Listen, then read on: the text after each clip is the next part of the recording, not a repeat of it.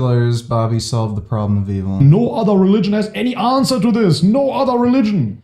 Okay, let me look into Dude, his hair transplant looks so fucking stupid. Islam yet again. Islam proposes that good and evil exists because this is a test. This is a proving ground. In a proving ground of good and evil, you cannot have good if there is no evil. If you remove evil, good isn't good anymore. Good becomes neutral.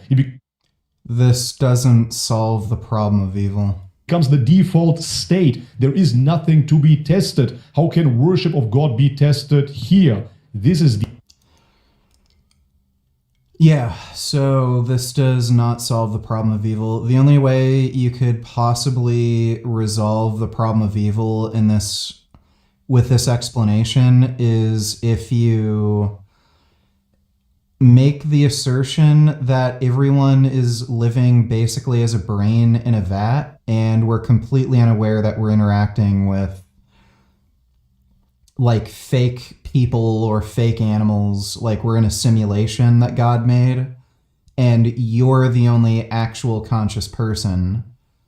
So anything that is like any wrongdoing or something that's committed, it's not actually being committed.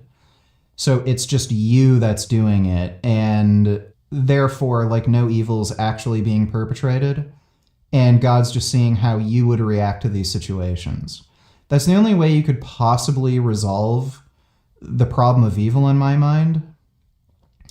But even then, it's like, okay, well, why would there be like eternal punishment if what you ultimately did wasn't even consequential? Like God, like presumably the right thing to do would be to, like, once you die, God would say, oh, here are all the wrong things you did. You should not be like this. And then he'd, I don't know, teach you a lesson in the afterlife so that you're not like that anymore, and then allow you to go into happy land. But yeah, this doesn't resolve the problem of evil. The answer of Islam. As a matter of fact, this is obviously congruent and coherent because it explains the root cause of evil, of perceived evil. You Christians still believe that evil is evil and God and the devil, they are fighting, and oh, we evil sinners, please Jesus die for us, and we're still sinning. In Islam we say yes, that humankind will sin, of course, this is how we are created, but we are being tested.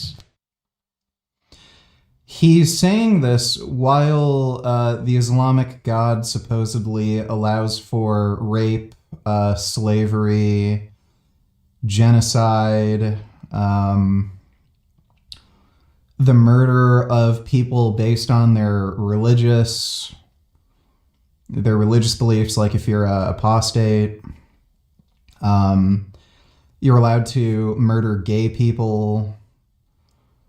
You're allowed to rape children. Like, it's just so silly.